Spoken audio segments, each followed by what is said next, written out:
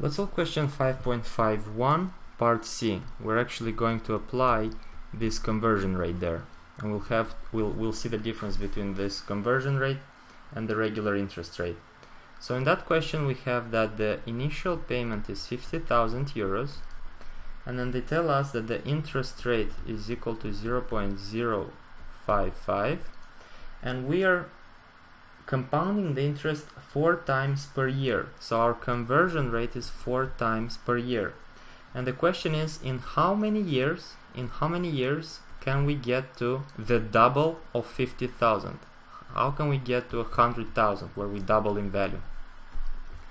Well, let's see. Let's remember the formula. The formula is that we're going to reach a certain point in time, pt, where we have the initial value of 50,000 and we are compounding with 1 plus the interest rate divided by the number of conversions to the power of the conversions per year. So let's actually substitute all these values. What is the value in the future? We want to reach 100,000 euros. So we have 100,000 equals to the initial value of the first payment, 50,000, times 1 plus the interest rate is 0.055 divided by how many conversions do we have? We compound interest 4 times per year, so 4 times per year. The 5.5% is compounded 4 times, which is a fourth of it per period, to the power of 4 times t, so 4 times per period. Okay, let's do some math. 100,000 minus 50,000, that's only 50,000 left, equals to 1 plus 0.055 divided by 4, that's 0.01375 to the power of 40. To the power of 40. Okay, if we have this to the power of 40, what is 40? Well, we could write it as a logarithm.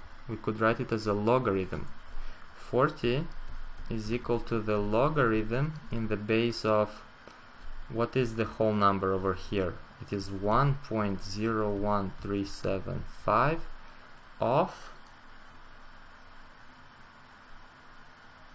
oh wait, I'm sorry, 100,000 and 50,000. That cancels out only to 2. I thought of it as an addition, but it's actually a multiplication, so we have to divide, which means we would have 2 in this case, so here we would have 2. Okay, now if you plot this data into the calculator, t would be equal to the logarithm of the base 1.01375 of 2 divided by 4, and that's equal to 12.69, so approximately 12.7 years. Now remember, in the previous question with the simple interest, let's see what it actually means, the intuition. Let's see if it makes sense. With the simple interest we needed 18.18 years to get to 100,000 euros. With this type of interest, with the compounded interest, and it's not just compounded interest per year, but 4 times per year,